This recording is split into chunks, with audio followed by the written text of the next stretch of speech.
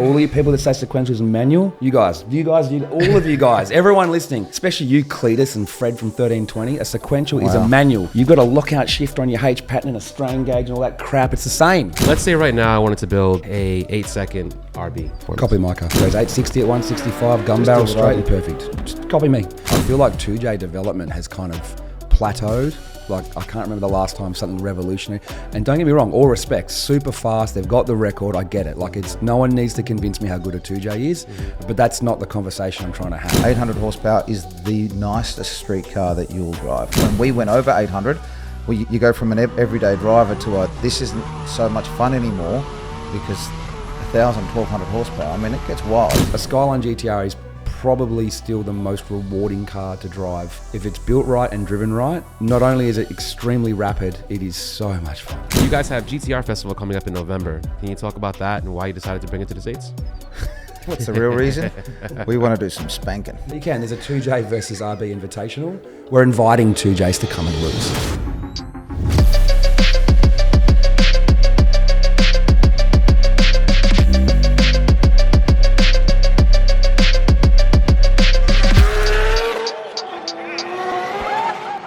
Welcome back to another episode of the Street Alpha Podcast. I'm your host, Tukes, and we are at T1 today to interview Motive Video and PRP. So now we have Andrew and we have Herman from Australia. So let's clap it up for Andrew and Herman. That is for you, Herman. So due to time, we're going to try to get this done in like maybe an hour and a half. Herman has to catch a flight. So I've got all day. I can do 10 hours if you like. I you wish. guys will be left. I'll still be here talking. He'll talk for 10 hours too. Yeah. I mean, I wouldn't mind. Oh, that's when my break will be. 10 hours I have my break and then we'll go further. Take your first breath of air and then go again. You can talk in 10, so. Yeah, so we're on a time crunch right now. So what we're going to do with this episode is we're going to talk about technical stuff with the RB26, RB25 platform as well. And then we also will talk about GTR Festival, which will be in Texas. And it's the first time you guys are doing this event here in the States, which I'm excited for. A lot of people are excited for it. So let's start with the RB26. I know we spoke the other day and you mentioned to me that if I wanted to build a RB26, you guys have the formula for it. So can you talk about the basics of building an RB26 to make some power? Look, so people understand, obviously, if you've seen our YouTube channel, my goal has always been that is at every single power point, I try to build the perfect car. So when we went to 400 horsepower, we developed it until that was perfect, 500, 600, 700, 800.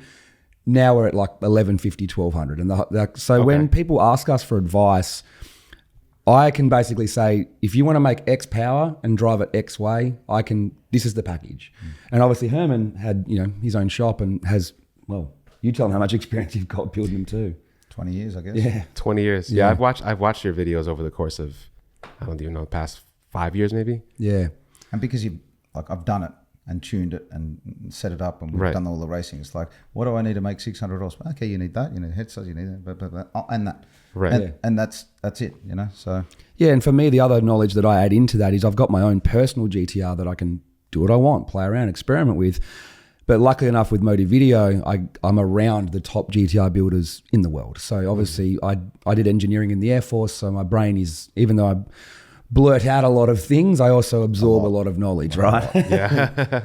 I absorb a lot of knowledge from, guys from CID, guys from Tooks, B2R, like every big shop that you can think of. And I'd have to name a lot of them, and even engineers in other shops and engine builders and stuff from Herman. I just absorb all of that. And us. I mean, and we're working with all the big cars. We're making parts for all of them.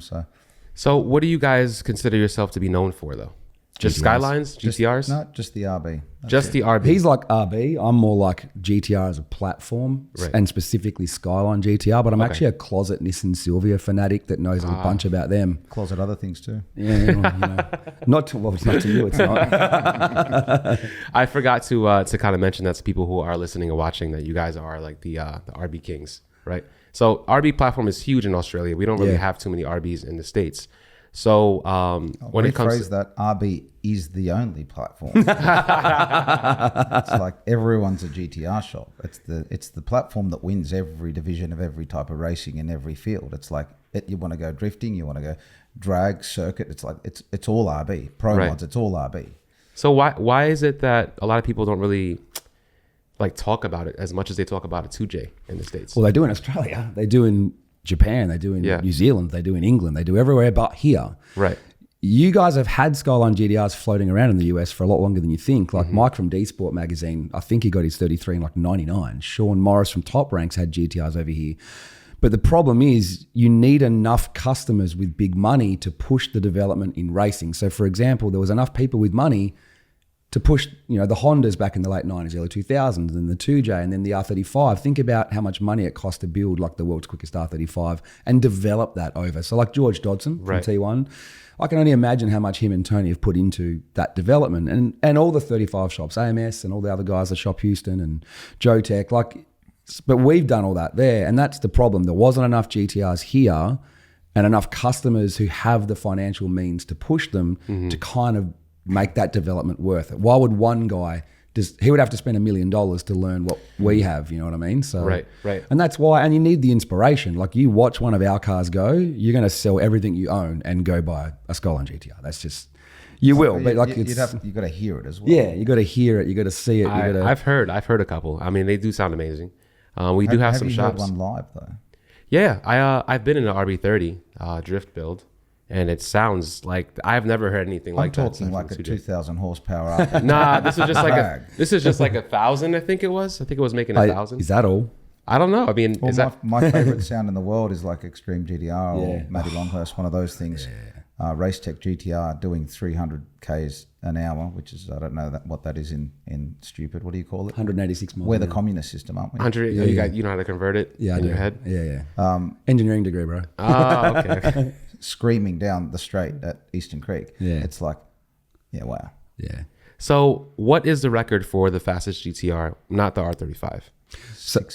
It is also quicker than the 35s. The commentators at events here seem to forget very quickly when they say, well, it's quickest GTR.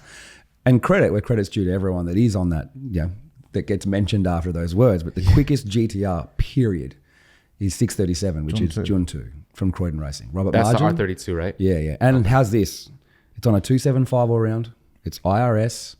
The full monocoque is still intact. Lightened panels, yes. And quarters. Yep, like it's lightened panels all around. I think the skin of the roof is Kevlar now, but he didn't go like a nose clip front end, and they put a custom interior back in it so that people go, wow, that looks like a street car. Yeah, it's a thing in Australia. So it's like quickest all drive. I think it might be quickest 275, quickest IRS car. It's all-wheel drive. Yeah, yeah, dude. If you look at it, you just think it's an R32 Skyline GTR. It has a factory wing, for God's sake. So there is no rear-wheel drive, at least on the launch or anything like that? It's not a GTR if it's rear-wheel drive, mate. 50-50. Yeah. 50-50. And they start dialing it out at the 60-foot, and by the three-quarter track, it mainly rear-wheel drive, but it's all four-wheel drive. They play it, because obviously the Tesla system, the way it works, is based on a bunch of inputs. In the factory car, it's the ABS sensors are used to basically detect wheel spin. A G sensor detects longitudinal and lateral G-force. It has a TPS sensor to determine what you're doing in the corner. Right. So the factory system can actually go, okay, you're at part throttle, constant speed, but a lot of lateral G, which means you're mid-corner and you're about to accelerate out of a corner. So it actually adds forward drive preemptively because it knows you're about to come off a corner. But if you're doing light throttle, no steering input, no G, and are just cruising on the freeway, it's all rear-wheel drive because there's no need to put power to the front. So it puts it there as you need to, but then obviously the guys from CID control it through the Motec, so they just control the forward drive strategy to suit drag racing. And believe it or not, with Jun 2, they can actually essentially have less forward drive on the launch so that you launch more like a two-wheel drive. Okay. So it might be like 5%. Because the front wheels are in the air anyway. Because the front wheels are in the air, man, right? Squats, right? But when they come down. Correct. And now it's not about squatting cars. There's a new technology where the car needs to create a pizza and unload, but actually drive forward, getting cars off the line faster. But all that aside, when Jordan 2 puts the wheels on the ground, I mean, you want them to grab. Yeah. Right. So there's more forward. So they've actually worked out two-wheel drive, not total two-wheel drive, but like majority two-wheel drive on the initial launch. Mm-hmm. They bring heaps of all-wheel drive back in so that it can hook up in the mid-track, and then they start dialing the front drive back out of it at the top end to basically, right, because it doesn't need it. Until you get to circuit, and then it's completely different. Then circuit's totally different, street's different. But the adjustability on that's insane. I mean, so that the GTR is still a champ in other... Well, Extreme GTR is the time attack record holder, and John 2's the four-wheel drive drag record holder. Yeah. So, yeah. With the R32. Yeah, both 32s. yeah. But So 32, 33, 34. Same. All of them. Chassis is the same. Chassis is the same. The only real mechanical difference is one's a little bit longer. Yeah, there's a slight wheelbase and track differences. There's, like slight upgrades to your Tesla system or the V-Specs with their active LSD and things like that. But all that stuff comes all out. swaps between them. Even the 6-speed out of the R34 swaps into the other ones. In fact, while we're here, that is the best modification you can do to an R32. It is the most expensive modification. That is expensive now. I think I put the price for the roof. You put the 6-speed, which has like 3.5 diff ratio in a 34, which is quite long. When you put it into a 32 or a 33 with 411s, it just wakes the car up and it's just magic. Try it with 433s. Yeah, it's a little bit short. Yeah. It's the best combo. Like it just changes the car. That's Anyway, it's like it's number all one. interchangeables what we're getting at. But a lot of that stuff gets worked. Brakes, pulled out hubs, suspensions, all swaps. So that 32 to 34 might as well just be like the same. The same Let's look thing. different. They can all handle high horsepower. Is there any difference in how the chassis Same is? car. Oh, look, a 32 is like, I say to people, the 32 is the lightest, but it's the most aggressive and like the one that's going to get out of shape the most. If you want a drag race, technically speaking, the 33 is the most stable due to its track to like wheelbase ratio. Okay. It's like it's the most stable one for drag racing. You're talking that much. Oh, it's bugger all. And by the time but you end up modifying it, you put your weight wherever you want. I mean, they're fairly far from the original anyway. So plus, when you're making 2,000 horsepower and 630s, I think it's pretty hard to hang the that. F on anyway. Yeah. So what's the record for high horsepower record on RB26, RB25? like in an official dyno comp or like any dyno we've heard of, and it's complicated because everything with a high horsepower number at the track is dialed at the track. Yeah. And it's calculated on, mile and ET and all the rest of it. So, and what it's 60 footing out and all that comes into it, But on a dyno, we've seen 2,500 horsepower, haven't we? 24. Well, Mac did it in the VL. 2,500 horsepower to dyno comp. That's the first time so last summer Nats Batux Racing, Murad with his VL, he's also got Mac 34, one of the quickest 34 GTRs in the world. He basically said, let's put it on the dyno at Summer Nats in actual drag trim. Like because usually they might dyno at 2,000 and at the track they start turning it up. There's no need to put everything in for a dyno. The initial dyno hit, right? So, but they went all of it, gate shut, and it was over 2,500 horsepower, just 2.5. And in public, in a hot day, like it was not perfect conditions. We've got the GTR excuse book here. Wait, was it in the parking lot or something like that? I was in a shed, just a shed at Summer Nats in a dyno comp. And the side pipe, the actual like exhaust gas coming out, like blew people over in the grandstand. It was so funny. Best video. But then again, to give an example, that car just ran, I can't remember. What did it run? 660, 6? I don't know. I can't remember the exact number. We haven't had a lot of sleep. 670? Yeah, something like that. Either way, right? Either way, to get fast. a 630 in a four-wheel drive car or in a Pro Mod, and it's a factory extreme, but we call them a Pro Mod anyway. It's supposed to be a V8, but factory extreme, door slammer type thing, and there's lots of different terminology for it. But in a Pro Mod style car, I mean, you're talking 582, Matuk 584 CRD at the moment. It's over 3,000 horsepower. Yeah. Damn. Like over 3,000 horsepower. So, and we're doing more development to go more. Like the guys want to run in the 50s or. And we're developing this new head because that's sort of what's cracking at the moment. And having a conversation with Rob Marjan, I'm like, how far do you want to go? Well, how hard do you reckon we can go? And I'm like, I don't know, this head's got to be able to take 4,500 horsepower, maybe, or we'll flow it, compound turbo. Like, yes. We can't get a turbo for it. How much do you want to go? He goes, if you can give me 5,000 horsepower with that, we'll make it and I'll steer it. Yeah. So it's like, where's it going to end up? We don't know. We just keep going. And luckily there's enough GTR fanatics and RB fanatics out there that we all work together to keep going. I feel like 2J development has kind of plateaued. Like, I can't remember the last time something revolutionary. And don't get me wrong, all respects, super fast. They've got the record. I get it. Like, it's no one needs to convince me how good a 2J is. But that's not the conversation I'm trying to have, right? The conversation is, where's RB going to end up? And like, we're pushing fast while their developments just seems to. We're going to have to. I got asked 13 times for a new cast cylinder head for a 2J on the weekend. But it's like, we are going to have to do parts for the 2J just so they can keep up with it.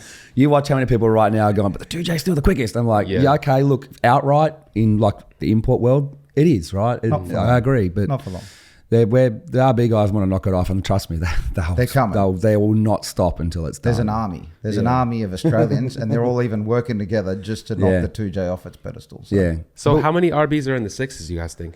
Hang on, so Jun 2, are you talking like RBs period or just Skyline GTRs that are still cars? I would say Skyline, probably Skyline GTRs. So you've got Jun 2, you've got Punisher, which used to be called Metro, 630, 640s. You've got Pete's R33 GTR. which had CID for the win on it, and then RH6. Aaron Stubbs' car's gone $699. There's even a GDST, Asaf's Bipolar's gone high 640s or low 650s. Sorry, long night. And that's in a two-wheel drive GDST that basically has the same combo as the others. Are we missing one? Who else has gone 6s? That's a good amount in the 6s. Usually people say how many cars have gotten to 7s, but I'm saying 6s because it seems like that was a 6. You said 6.3? Yeah. The record is 637. Yeah. Right. Better question is how many cars are getting built for 6s now? The GTR Festival. There's 4 more in the build right now where the people who are building them, when they say I'm building a 6-second Skyline GTR, you go, yeah, I know. Okay, like it's, cool. Like they've already done it. Like they're doing it again. There's 2 at CID. There's another one at Matooks, and there's another one being built where it's like they're going to run 6s as well. So do you guys have the R35 there as well in we Australia? Do. We got the 35 by putting an RB in. There's a few of them. You mean actual 35 GTRs? They're popular in Australia. But like I just said before, when it comes to having customers with enough financial means to do it, and I'm not saying that there aren't customers in Australia that have the money to build big powered cars. It's just, as a workshop, if you've got 50 customers willing to build something that costs a couple $100,000 versus 3, and that's the same thing over here. That's why T1, AMS, and some of those guys. And don't get me wrong, they're all brilliant. That's not the same argument. It's just when you've got enough customers willing to support the program, and then you build your own one to support the program, you're always going to end up quicker, which is why RB stuff is ahead. Is the same reason why your VR38 stuff is ahead. Like it's just a direct, and your 2J stuff. Yeah, but mind you, we caught up with braking shit. Enough R&D and yeah, that's right. So there is 35s there, and I think Croydon Racing Developments and Precision Racing are probably leading the way. Yeah. I mean, there are other shops that do them. I'm not saying they don't, but they're probably leading the way as having the quickest ones, all the ones that basically make over 1,000. There's only out of if let's say there was 20 of them that make over 1,000, I think 80% of them would be from Precision and Croydon together, and probably 70% from Precision Racing. It's like the RB's the big boys league in Australia. You know what I mean? So if you're going to build a fast GTR and you want to go and rock the world, it's that. I think the GTR record is actually not including AMS Jordan's old R35 that CID, a couple of customers CID bought it and went into the 7 straight away. I think there's only 2 other 35s that have run into the high 7s, and there's plenty in the 8s. There's 8-second 35s. That's no worries. I've driven a bunch of them. And but you guys are ahead on 35, and we're catching up now with V10 stuff as well. So I know that's off track. We're getting there, but like I said, it just takes the time and the amount of customers to kind of get it right. You ask me to build you an 800 horsepower 32 GTR, I'll build you one that drives perfect. It's the best one you've ever driven in your life if you just follow the recipe. And that's what you guys can do here, right? T1 can say, hey, you want that power, you want to do this? This is the recipe, and it's mint. And, I drove an R8 twin turbo from AMS last week. I definitely didn't go over 70 miles an hour, but I can tell you that, to 6th gear, it drove pretty fast and pretty perfect. But it's the drivability, it's the complete package, it's finessing it to be perfect. There are guys over here that can build an RB with some power. Yeah. They can put some stuff in a car, but then you drive it and you're like, this is not translating in from the power level into the acceleration or the ability to work. It's just not happening. But then you look at some of the cars we build, and I try to do that with my car, is you watch our YouTube channel, I can't fake what our car does. People have seen my 32 GTO go around the circuit with, boost controller off making 800, and they're like, that thing's still responsive. And we show driving it on the street. You can't fake that drivability, right? You can't. Cams are too big still. So there's this big thing that I've heard with the RBs is that you need a head drain in order to make power. There's a lot of oil starvation issues and higher RPMs or consumption issues. Stop putting the oil there in the first place is a good thing, but in top level motorsport, you kind of want oil in the head anyway. But dry sump fixes a lot of issues. Fixes everything, really. Yeah. Billet oil pump gears, you can go billet pumps, you can raise the pressure, give the engine more flow, determined by bearing clearance. But at the end of the day, if you don't have enough sump, you run out of oil, and that's a bigger problem. So bigger sump. You have to. Well, you need more capacity because you're pumping more oil. Right. That's where people get it wrong. And if you're going to rev it harder and rev it quicker, you're going to evacuate the sump faster. You're going to fill up your engine, your cam covers, and then there's no oil down the bottom. You know what's funny? I thought about that, but then I don't know. I feel like people have shied away from that. Like we did the stock bottom end thing for like 5 years, right? Went into the nines. Everyone's like, oh my God, why are you having all these problems? I go, because it's stock pump. The stock pump doesn't empty the sump as quick. But then you upgrade the pump to a high volume pump. Now you're emptying the sump. But ask yourself this, the oil pump doesn't know how much boost you're running. It just knows what RPM you're running. So if you're at part throttle on a circuit, especially, this is really bad. If you're at part throttle, like 4,000 RPM, it's pumping everything it can pump. You got all this oil going to the head, right? And you're on part throttle and all this oil's going to the head. It's not coming back fast enough. Right. What happens when you then stand on it, get a little bit of blow by, all that oil that's already in the head now wants to come out of the breathers. That's why I tell people you need like an 8-litre catch can with a drain to sump.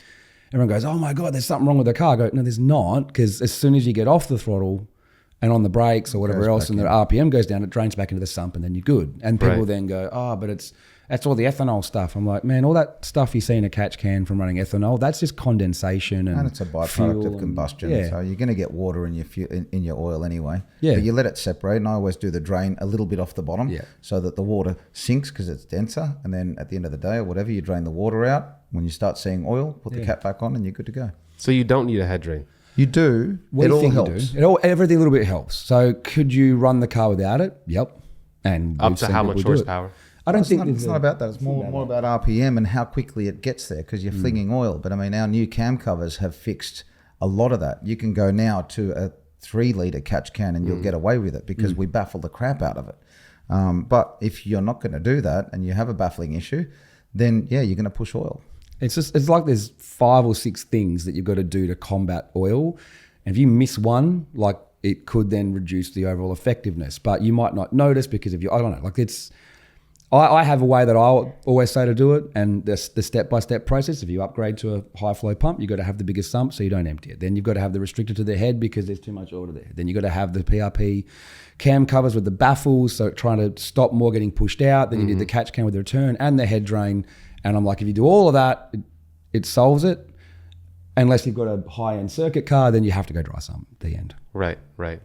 And if you go around to like Eastern Creek, turn 1, for example, if you're sitting at 6, 7, 8,000 RPM the whole way down the straight and all of your oil is not in the sump and you hook into turn 1 and open throttle at 6 or 7,000 RPM, you just lunched a bearing. Because you've had like 15 seconds of your lap where you haven't got off the throttle enough for the oil to drain out of the head. And the oil goes sideways up the sump and the pickup's in the middle, you're done. Yeah. Dry sump is the way. Don't get me wrong, there are some very complicated wet sump systems the Group A cars did to combat this, but they were making like 600 horsepower. We're talking, like that's... We're circuit racing with double that. Yeah.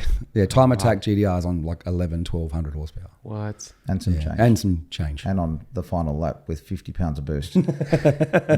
Probably more like 1350. Right? That is crazy. Yeah. So it's more of an RPM issue than a horsepower. Well, the horsepower gets the RPM to move faster. Right. So if you get there faster, you've got that issue, and it's also revving harder. But it is actually more up. You're right. It's if you had 2 engines that rev to 10,000 and one makes 600 and one makes 800, you're going to have the exact same problems. Like, but like he said, RPM comes from building a bigger setup. Okay, so let's say right now I wanted to build a 8-second RB. What would you guys recommend in terms of parts and performance? Copy my car. Copy your car. Goes 860 at 165, gun barrel straight and perfect. Just copy me. And I say that with going back to what I said about making it perfect every step. I have had so many people copy the various combinations we've done, and they message me or come up to me and go, I copied the stock bottom end build. And I start from the back. Right? So you need a diff that'll hold it because the R200 doesn't. So there's a billet R200 coming out that we're doing, or an 8.8 into a R200 or an 8.8 or a 9-inch or a 4-link, any of that sort of stuff. And then a gearbox. Do you want to go auto or manual? Most people is a manual, by the way. You guys listen to that? All right, all you people that say sequential is manual, all of you guys, everyone listening, especially you, Cletus and Fred from 1320, a sequential is a manual. You've got a lockout shifter on your H pattern and a strain gauge and all that crap. It's the same, all right? I agree. See? Next you're going to say that DCT is an auto, though. It's a DCT. Wait, so can you explain more about that part? Look, a bunch of people say that sequentials aren't manual because you can't miss a gear. And I'm like, but the inside of the gearbox has an input shaft, an output shaft, dog gears, teeth, a clutch pedal. The only difference is the direction of that shift, right? Right. Now, if you're not smart enough to get a sequential, that's your problem. But or wealthy enough. But when you've got a H pattern that has a lockout shifter and has a strain gauge for flat shift, what's the difference? You can't miss a gear with a lockout, and you have a strain gauge for flat shift. You've probably got a slider clutch too. It's like, I get H pattern synchro, no lockout is a different thing. I get that. That's fine. But then how about if you go paddle? I think it's still actually, in our category, technically, it's still a manual because the box in there is still a manual. You launch off the clutch, but you're just doing that. And the reason why some do that is you don't want to take your hands off the wheel with 1,700 horsepower in a Skyline. So, but then if you're running DCT on paddle, what's the difference? No clutch pedal to take off. So it's basically however you shift. If the transmission remains as a manual, however you shift doesn't change it. Input shaft, output shaft. What clutch, if it's a quick drive pedal on a G5? Are you on my side or what? Not usually. No, he's just playing devil's advocate. The end. All right. That was okay. Interesting. But the gearbox is everything in a GTR. It's like the one centerpiece that everyone does last instead of first. So they build a big engine, they do the gear, they can do everything, and it's like, oh, what gearbox? I'm like, you got to choose auto, or a dog box H pattern, or a sequential, and that like determines your life path. Like I'm a sequential guy. I don't know why I'm putting an auto in one. Is someone goes, here, can you please try this for the channel, and we work together on technical stuff, right? Right. I'm not going to go out and buy one. It's just not going to happen, right? I'm not pulling money out of my wallet to buy an automatic Anyway, Hawkins, we're moving on, right? So you start from the back, right? So first is manual. Rear end, how are you going to get the power to it? Gearbox, how are you going to stop this thing? Does it need to stop? Are you going to run a parachute or brakes, conventional stopping? Yeah. You know, and then once we got that safety stuff out of the way and how we're going to shift it and get the power to the ground, then you've got the engine. What are you going to do? The engine, 800 horsepower. We do agree on this. 800 horsepower is the nicest street car that you'll drive. And perfect. And whenever you go, or when we went over 800, you go from an everyday driver to this isn't so much fun anymore, because 1,000, 1,200 horsepower, I mean, it gets wild. You hit a little bump. It's fun when you use it properly. It's just... On the street, not so much fun. Is it too aggressive? Or it comes in like a freight train, man. A GTR with 1,200 horsepower, it's a handful. Yeah, it's wild. Like 800 is, I can use it anywhere, anytime, responsive enough. But once it's like a 1,700 horsepower Lambo. Like even though they drive me, it's like, when are you using 1,700 horsepower? You're looking around going, have I got 600 meters to make sure I can accelerate then stop again? Have I got enough room left to right that I don't run into stuff? Like, you've got to choose where you give it a hit. But 800 is like, man, you can just have fun with it. You can do a mountain run. It's the ultimate all-rounder. And 800, you get all the choices. You can still go RB26 on a stock crank. You can go RB28 on a stroker. You can go 3 litre, 3.2. They'll all make 800 horsepower. The drivability changes. And I've done all that. And you can have an argument which one's more fun to drive. I like the sound and I like the RPM. He wants the grunt and he likes the stroker. So, but you said you like the stroking. You love the stroking. Jesus, man. You invented stroking. Your ego. That's good. Oh my God. But at the end of the day, 800's fun and it's easy to get there in an RB. And oiling, you got to get the air into the engine somehow. So pick a turbo, whether it's a Garrett Precision or whatever. R-Tech manifold, they just bolt up. It's perfect easy. Combo. R-Tech manifold G35 900 is like my gun. Or a little Precision 64, 66. I mean, that 900 horsepower. The intake plenum, anything works. Stock works. You know, Stock. But a Hypertune or a Plasma Man, they look nice. Yeah, you know, those I've there's seen some those, forged carbon ones coming out from R-Tech. Look amazing. Individual throttle body type thing. Or whatever. I mean, you've got all those options, but just get the air into the engine. Then you just need fuel. And I don't have to tell you anything about that. Bigger injectors and a pump and away you go. And then cams need to flow it. Port work, 800 horsepower, you can do it with no port work, but, and this argument comes up a lot. Do you need port work to make power? No, you can jam it in. Oh, yeah. Your turbo will jam it in, but it's about efficiency. So, and that's a whole new conversation, right? But a little bit of light port work, cams, you relieve the combustion chamber, and this is another argument. The squish pads, you leave them in under 800 horsepower, you take them out over 800 horsepower. The what pads? The what pads? The squish pads. What is that? The quench pads. It's quench like pads. the edge around the cylinder head where it's flat before it goes up into the dome. Okay. That flat part on each side, everyone always argues, do you leave them or take them out? Some people just smooth off the edge of it because it becomes a detonation point. The RB is not an efficient head when it comes down to it, when we're talking big power. Okay. So it won't take timing unless you take them out. Our new design is a cloverleaf. It's more efficient. It's more up to date. It's a different science, right? But for anyone else, just under or over, that's the answer. And you don't relieve it, you lay it back. That's enough. And then that's it. The head's flowing, decent valve train, buy something decent. I'm not going to spell out brands because there's so many of them. There's plenty that work. Yeah. They do love camshaft though. But I mean, you can run Supertech, Ferrero, there's Manly, Kilford. You just buy a Kilford kit and it works because they've had so much experience with the RB. We work closely with them. But, cams, right? That's a whole other conversation. Put a set of cam gears on it because they work, apparently. I got to think about this. You ready? Herman's like, I'm setting you up. All right, here's a golden rule. If you go to a tuner and say, even if it's just like stock cams or it's drop-ins, right? The big stuff is different because you dial that. But drop-in and stock, if you go to a tuner and say, I want to do adjustable cam gears on my RB26, and they say you don't need them, you run out of that shop and never talk to them again because that means they've never adjusted them. They make a huge difference even on dead stock camshafts with just an exhaust and intake. They even unopened engines. Yeah, adjustable cam gears. But as soon as you machine a head or change a head gasket or change a piston, I mean, you're changing all that anyway. Yeah. So you do need to adjust your cams. But all that aside, it'll make the 800 with or without them, sure. And a bottom end's just got to hold together. How long it'll do that for, that's another conversation. But it's making the power. Yeah. And that's all there is to it. Give it an ECU that'll control it all. And here's another one. Don't pick your ECU, ever. No. Pick your tuner. Ooh. The tuner picks the ECU. We say that every day, don't we? Because you don't go to a Motec tuner and ask him to fit a Haltech. He'll throw it at you. You don't go to a Haltech tuner and say, can you do a Motec? He'll go, what the hell's this? It's just... You go to someone that's comfortable with what he's using and he knows he can get you that result and you go with that. And give it a huge camshaft. Don't be shy. Not so big. Don't put 320s in not 320s, but people go to me, 272, that's too big for a stock head. I go, no, it's not. RB26s don't work below 4,000 RPM, so don't try and make it do that. The bigger the stroke, the bigger the cam, and always bigger on the exhaust cam. Yep. But don't be afraid of compression.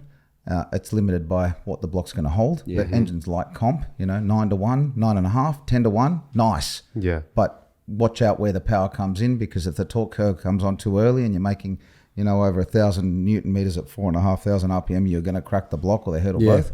And there's just stuff like that, Don't be afraid of timing, but don't overtime a big stroked engine, Yeah. So they crush bearings too. So really, and not enough timing can do more damage than too much timing. Yeah. So you got to, because you're increasing cylinder pressure. So the big thing with crushing bearings is when people say, I want to try and make peak torque at 3,300. I'm like, no, don't even bother trying to make it below 4.5. So with the stroke of that engine, it labors. So even though you might have full boost, it's by some stupid sized turbo that's choking it up top. Yeah. And you're like, wow, I've got full boost at 3,400. And then regardless of the power level, it just labors the engine, crushes a bearing, and you go, what did I do wrong? These RBs suck. No, you suck. You can't tune them properly, right? So we just see that Go buy constantly. JZ. They go, I'm going to buy a JZ. That's easy. But we tune my cars from when it was stock bottom end, 2.6 built engine with 9,500 RPM or even 3.2. We always tune the torque curve to make it so that it doesn't actually get to develop peak torque where it would naturally do it. We always push it back, smooth out the boost curve, more linear power, so it doesn't crush bearing. You stop trying to make power at That's $3,000. Those old Jap turbos that come on, incept never. Yeah. I mean, they didn't hurt engines. 6,000 RPM, they start spooling. You're never going to hurt an engine.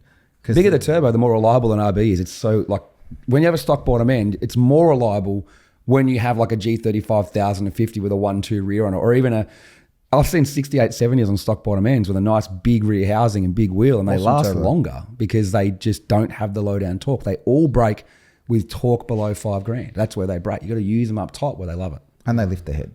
Yeah. And anything mid-range torque lifts the head on them. I did that in mine where I got greedy at the track and I added some more mid-range boost just to try and get the short track a little bit better. And it just, but we're talking like 1150, 1170 here. We're not talking, like we're already in firing territory at that power, right? I knew I was on the edge, so, but I, did it. You got to try it, right? So this is actually really good information. You guys taking notes out there. Like this is like gems right actually, here. on the weekend, a guy came over and goes, "What's the combo?" I'm like, "Give me your phone."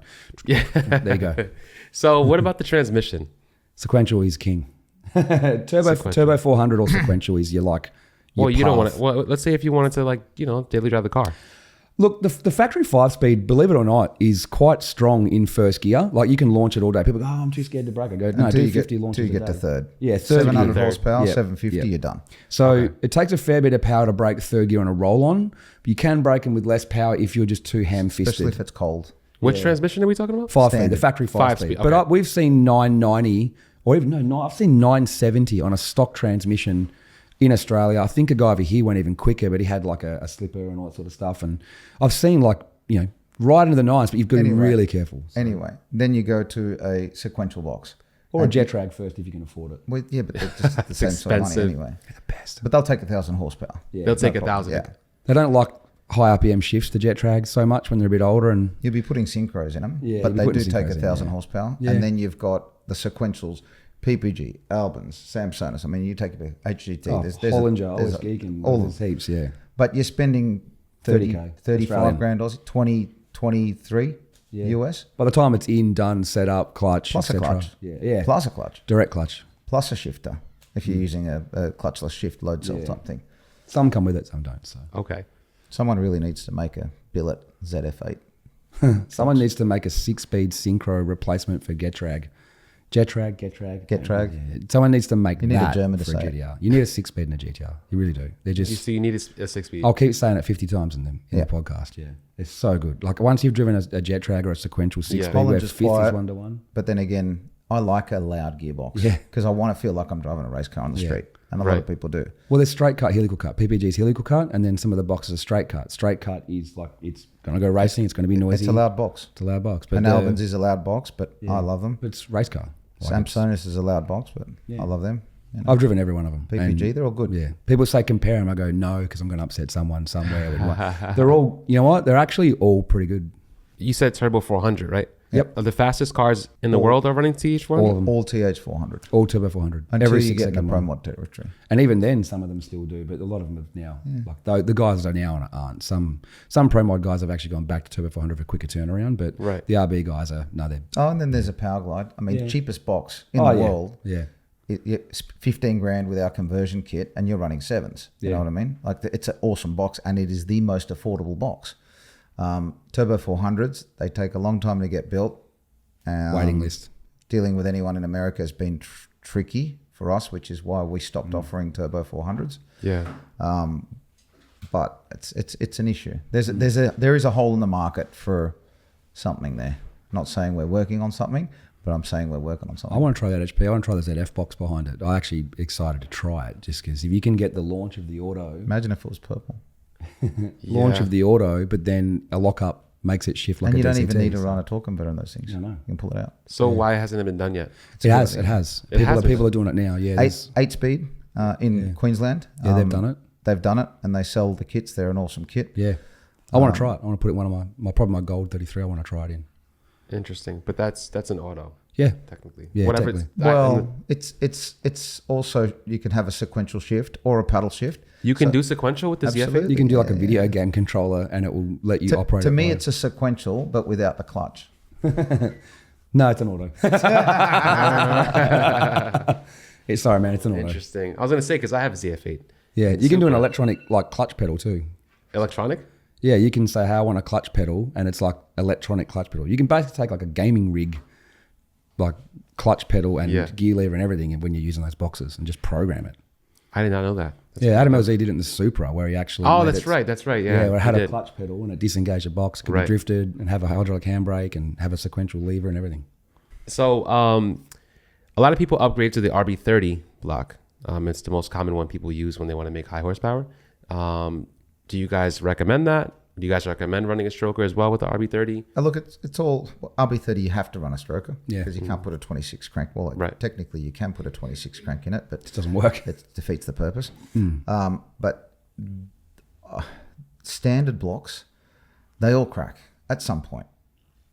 So it's only a matter of time. And we only ever, and a lot of people don't know this, but we only started testing blocks just to get to know them well enough and doing all our features because we were developing our new block in the background. So now that the block is so close, we've pretty well discontinued. I've got probably 100 RB30 blocks there, and we're just not interested in processing them. It's too much work. We never made money out of any of that. We used to machine the crap out of them and spend half a day tidying them up just to sell a brace. But now it's like, you know what? Let's park all that. The new block's coming. Let me tell you about that quickly. And people will say, have you strengthened it? Well, yeah, of course we strengthened it. We've done everything that we know needed to be upgraded in that block. But we've also now started working on a new crank for it for a 3-litre to rotate in the RB26 short deck. But we've raised the deck by 2 millimeters to put the gudgeon offset in the right spot so we can not have a gudgeon pin and a piston ring being in the same place. And then you're not running buttons and you're not trying to, do a screw apart piece. Great idea with HKS, but we're trying to avoid that. And we're trying to get the conrod ratio to a sweet spot where you can rev it like an RB26, because the bigger the stroke, usually the worse the conrod ratio, it doesn't want to rev.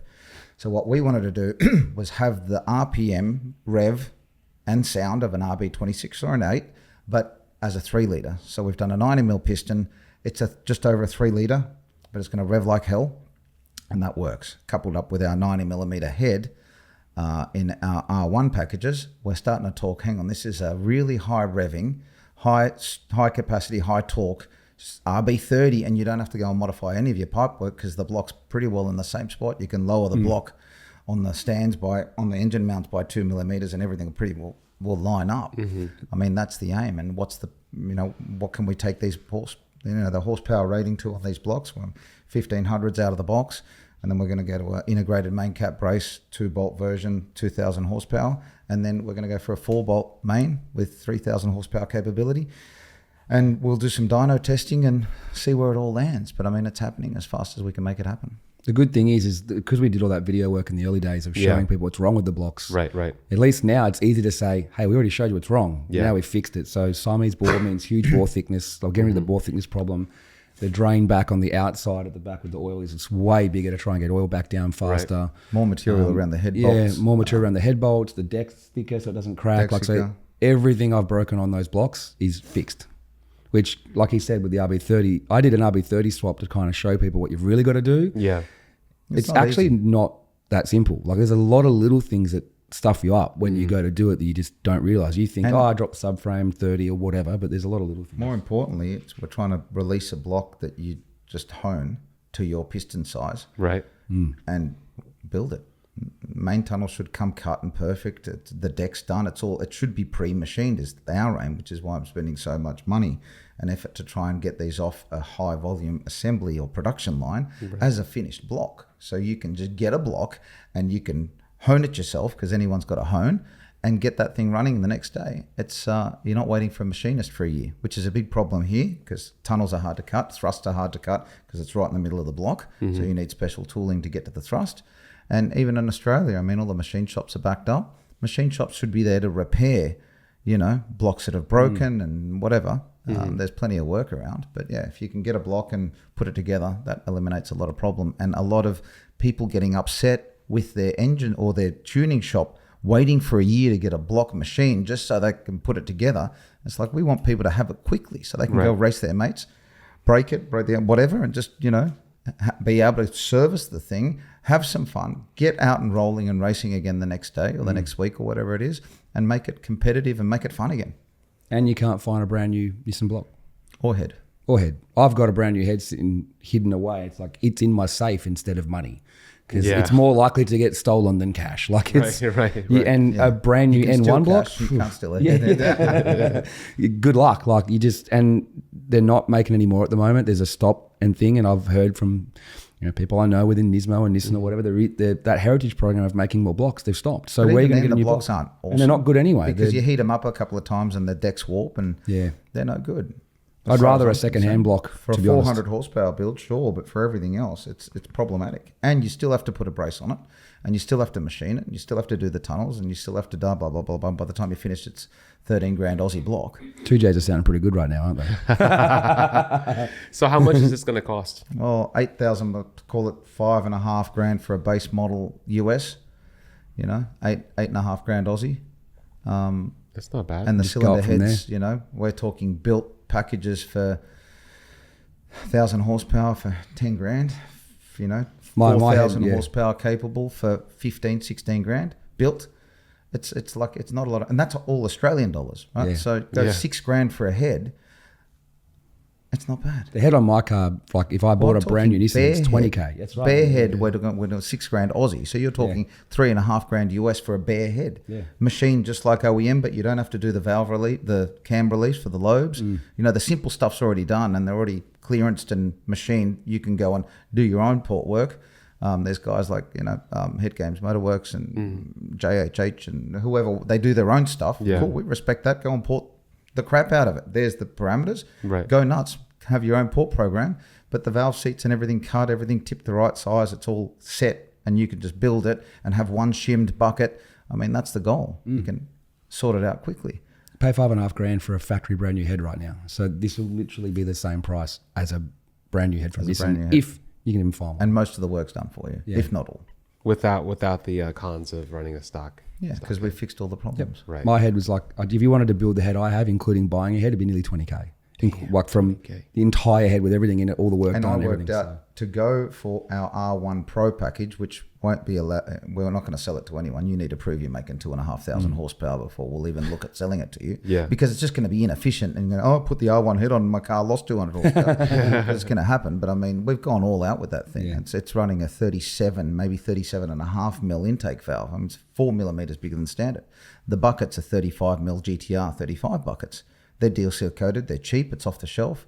It's a Subaru valve. You know, it all works. It's off the shelf. Yeah. And it's available because GTR stuff. Can you hurry up? You're making me want one right now. Everyone keeps messaging me on my channel. When are you testing PRP blocks? When are you testing PRP head? I'm like, let's go. As soon as I can get one. Yeah, it's a lot of work. People don't realize. My biggest problem at the moment, I've got one head to test, and we either give it to Croydon or Matooks. Or we set up a boxing ring and put one head in the middle and say, go. Yeah. And the blocks, like we got to test, like Herman was saying with the 2 blocks that exist right now, is you have to test what temperature you cast them at, the cooling pace, how long you cool them for, etc. Like we won't know the perfect result until we've, how many do you reckon you're going to cast before you're like, okay, that's it, probably 10, 8, 10, maybe more before you go, that's how we cast it. The second one was a hell of a lot better than the first. Yeah. We've got some good guys working on it. But I'd say by the 3rd or 4th, we'll be in full production, which is happening quickly. Yeah. Like as quickly as I can. So will it happen before GTR Festival? I'm talking we'll have one in testing in 3 weeks. So, what? Potentially, yeah. That is all going well. All going well. They are GTRs, remember though. You said what? They are GTRs. Not everything goes perfect 100% of the time. We all know this, right? No, 100%. So you guys have GTR Festival coming up in November. Can you talk about that and why you decided to bring it to the States? What's the real reason? We want to do some spanking. I mean, it's actually this simple. But you guys have the American dream, and I had the American dream. I did GTR. GTR Festival for me was just, I just love GTRs, the end. And it was never about like some business model or whatever. It was just, and you remember, right? Like first GTR Festival 2016 was small, it just grew and grew and grew. I did GTR Challenge at Cootamundra before that. I always said, imagine doing one in the USA, like just pipe dream, like just imagine. Yeah. Like, wow, imagine. Then we started mentioning it to a few people and they go, yeah, we'll come. We'll pay. And we'll pay our own. Well, we'll take our car there. Can we come, you know? Yeah. And look, last year's TX2K was actually like a reconnaissance mission. I came over, I wanted to check out Texas, Orlando, see where she would have it, meet some more drivers who I've never met in real life. Like, I know of them, they know of me, etc. But like actually speak with them, talk to them, explain the idea of our event, because it's not a conventional race event. It's a festival with lots of elements to it. the way we run the drag racing's different. It's more about the show. And then when I explained them to all, it was like a refreshing change, and they were really excited. And that's when me and him were like, I think we can do this. Yeah. Yeah, you explain there's always something to do. There's a dyno comp, there's a show and shine, there's a this, there's a that. So you oil down, there's entertainment. There's kids' rides and lasers and music and Tybo. Sorry. Been saying that all weekend. But then I was like, okay, what track? And then and I'll admit, when TX2K said they're moving from Houston to Texas Motorplex, that made me instantly look there, because if it's good enough for TX2K, it's good enough for any major event, right? Like let's face it. Mm-hmm. So then obviously the next step is, how do I get a date? So Javier from TRC introduced me to the track and gave me that in that took me from being like, who's this idiot from Australia that thinks he can run an event, to, oh wow, you guys are actual event promoter with a very good event in Australia. They checked in on me. They see who I knew. They looked at our social media, our YouTube coverage, or everything with our event, and kind of went, oh wow, this is in line with what we want to do. And Texas Motorplex has been super welcoming. Like, they want to do whatever we want to do as our ideas. They want to learn from us. We want to learn from them. I'm super excited about working with them. And then we got a date, and here we are. And a lot of people were surprised. They're like, hey, you were here last year, like telling us your idea. You got a date, you booked, and you're here with a booth, and you're promoting the event. And we're bringing GDRs. Yeah. GDRs. Yeah. So, and then, that's kind of like building GDRs they're building here for that event. That's epic. Yeah, I mean, epic. that happens in Australia a lot. But it's like, oh, okay, they're building GDRs for them. I mean, I had the confidence to think that I had just enough brand power and, like, I guess, like, support to do it. But like the amount of people that are coming over all weekend, and the people I was talking to, was like, however big you think it's going to be bigger. How much support you think you've got more. However many people you think are coming, it's more. And I'm like, oh, it's very humbling. It's nice. It's very, very humbling, and I do truly appreciate that there's so many supporters of our brand and PRP, Motive Video, and all the GDR stuff we've done. And that community just.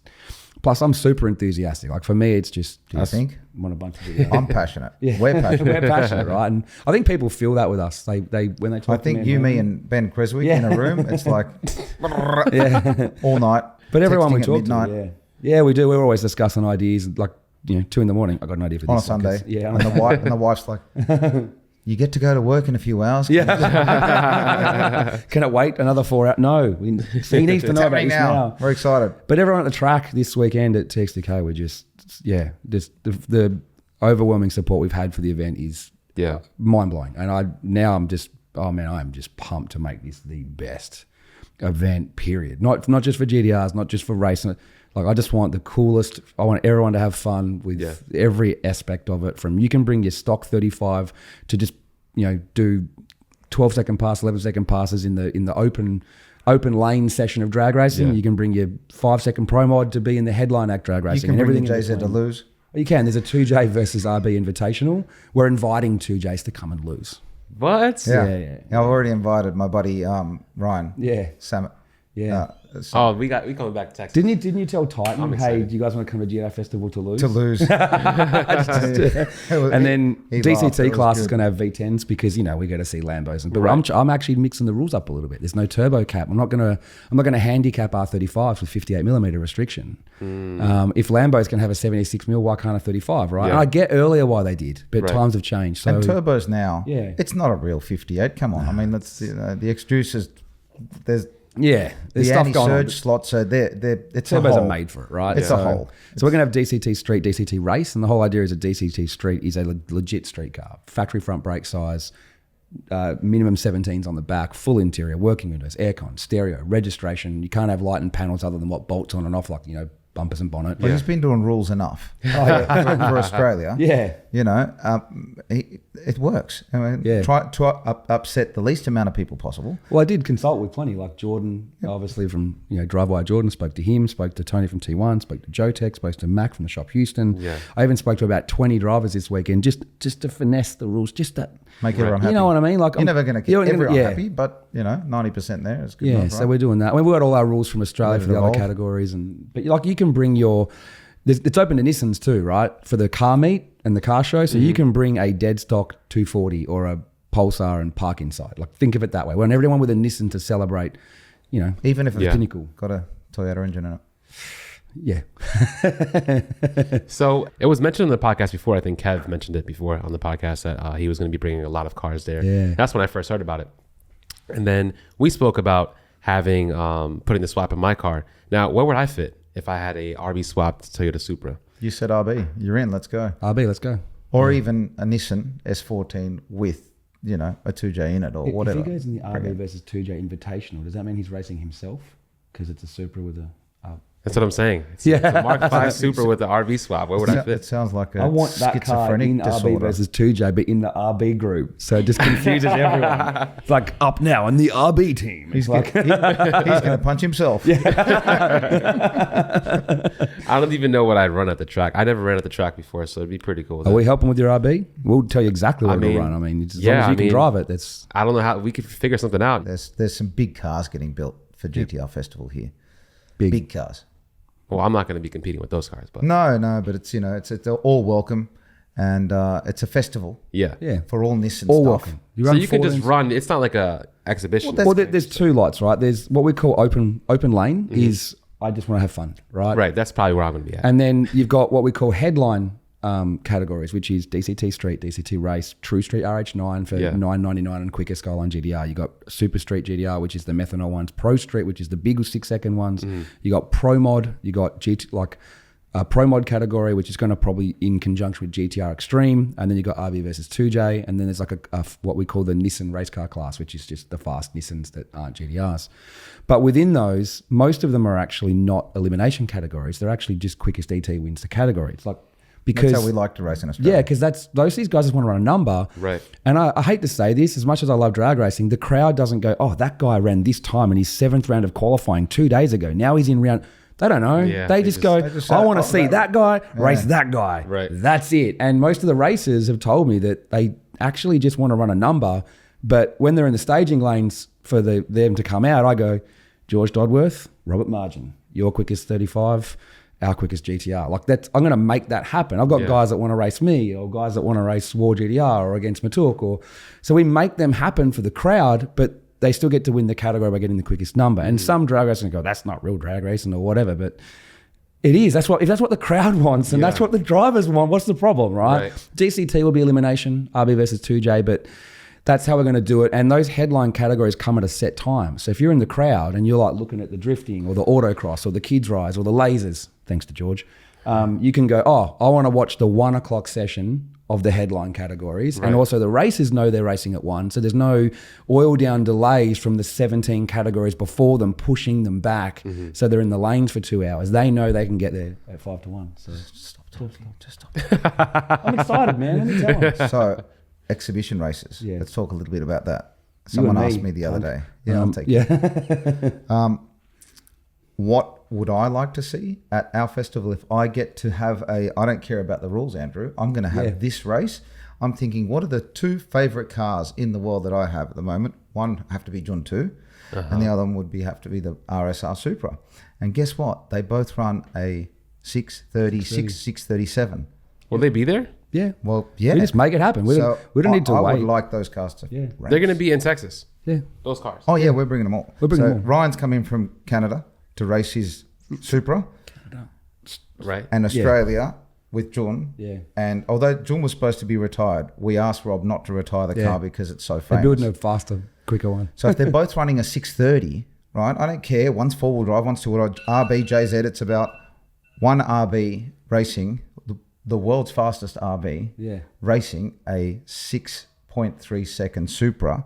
It's a Pro Mod. It's a whatever you want to call it. It's a tube chassis car, but they've got the same quarter mile time. That's epic. Who cares? And I'd be really happy to see it. Crowd wants it. Stoked, excited. Yeah. I'm excited. Yeah, you have to go to Australia to see that in person. We're bringing Jun 2. We're bringing 3 other 6-second Skyline GTRs. We're going to bring 4 5-second RB-powered Pro Mods, Zeus, the Don. Murad's building one built in Puerto Rico that Matuk's going to send an engine over. There's another Pro Mod that's secret. We're bringing my car. Mine's the slowest, only 860s, 165. Yes. We're trying to bring War GTR and RHM. Josh Norris from Norrie Factory wants to bring his. Alex Birong's talk. There's Motorsports Mechanical even mentioned that they want to do it. Like there's they're coming. Once we finalise, there's a lot, man. Because you were saying, there's probably 6 or 7 cars. I'm like, mate, there's 20. Yeah, 20 want to go. It's just, I don't want to tell people 20. Right. Just, you know what I mean? Like until it's locked in, I don't like to say exactly this. So if I say, there's 8 to 12 and we get 20, then we might end up with 10. We might end up with 30. Who knows? Yeah, there's a lot that want to go. What are the dates for the event? 15th to 17th. 15th, 17th. And there would be like a vendor area like how it was at Oh yeah, SCK huge traders alley, huge. Like a lot of vendors want to be part of it. A lot of companies we work with already, people from Australia. So yeah, like everything you can think of that can happen at any type of car event, it will have and it. everyone welcome. If you want to reach out, you want to trade a stall, you want to support, you want to come, you want to get on board. Tickets are live now. Yeah. Yeah, I can actually buy spectator tickets, VIP tickets right now. And it's early bird pricing. You can enter into the car show right now, and drag racing should be open by the time this video is out, because after the event at TXDK, we just wanted to, finalize a couple of things with the track and the races while I'm here. And now that I'm happy with, I guess, the rule set that we're going to start with, I mean, it could change over the years. Now I'm ready to open drag racing entries later this week. But early bird just basically means it's like 30% off. And we want to see 5,000 cars in the car park. I mean, everything. Bring your streeter. Yeah. Bring everything. I want, thousands of cars in the car meet is what I want. Will there be roll racing too? Yep. Fridays roll racing, Saturday, Sundays drag racing. Every night's a party. Drifting demos, drift rides, autocross rally, kids rides. Brooke's doing GTR pony rides in a pink GTR and everything. Get ready to have fun and not sleep. Yeah, no sleep allowed. And then Thursday will be like a private test day for the big guys from overseas or whatever, and that'll be setup day, tech, get ready, etc. Track prepping, all that sort of stuff. Yeah. So hopefully it doesn't rain, Texas. Come on. Yeah, apparently November's better. Hopefully not. What if so the tech days will only be for people who are like obviously entered. Yeah, if you spectators won't be able to come in on Thursday, we might let VIPs in. I'll check. But Thursday is essentially all the workshops, all the traders, everyone can all come set up, get tagged, get ready for the next day. And any new ideas or anything that's happened, it's not a no. It's like, okay, can we work with that? Yeah. We try and make everyone happy. Yeah, as best we can. There's always someone upset somewhere, but we don't. But if I just want to look out. Owners. Yeah, JZ owners, they won't be happy. I'm gonna get pumped. You got a bulletproof vest? All right. Yeah, let's go. we are in Texas. Yeah, we are in Texas. But yeah, I just want to look out and see lots of happy people, man. Like that's for me. It's what it's all about. I'm a GTR fanatic. I have a GTR tattoo, for God's sake. Like it's. It's on my back. So so you're back. I'm not tearing my shirt off. You don't want to take your shirt off? It's really bad. I'll send a photo. I'm kidding. I think we can turn that into a bet. What's the bet? Well, I don't know. Let's come up. Okay, if the event has more than a certain amount of people, I'll get another GTR tattoo on my butt. Okay, what's the number? I'm talking like a GTR on your butt. 20,000 people. 20,000 because that's a pipe dream at this probably stage. A pipe dream. It's not unachievable, but it's like the. We're sub 10,000 in Australia, and that's massive. I can't imagine 20,000 people, but I'm let's call it 20,000 people, and I'm saying like you can pick the butt cheek, but it's a hand. Yeah, that's crazy. It's a hand. Okay, so 20,000 people show up to Texas to GTR Festival. Logo or car? How about? My choice. You get to choose, but there has to be the GTR logo in there somewhere, and it can be on a car. And if you put your own car on your ass, I'll throw in an extra, I don't know what it is, but you'd have massive wanker status to put your... Who would tattoo their own car on their ass? You would. Arrogant wanker. I think we could. You've met Andrew Hawkins before. Yeah. I think we could throw. I think we'd throw in a cherry. You can't be insulted if you insult yourself first.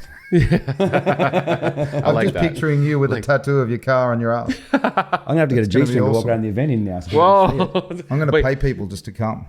This is going to make a highlight reel, isn't it? Surely. This is 20,000? 20,000? 20,000 people turn up. That includes entrants, everyone, like people. People. So there you go. 20,000 souls. That includes puppies. Yeah. How many people were at Texas 2K, you think, the event? I don't want to guess, but... last year, look, I don't know. Actually, you know what? I don't want to say in case 40. Total, yeah, but you got to remember, like, if you cumulatively add the days or how... I don't know how they count. I don't know what... So 20K. I'd say Sunday, if I like based on how many grandstands hold. Both ass cheeks. The car goes from one ass cheek to the other. Oh, that could hurt in the middle. Ooh.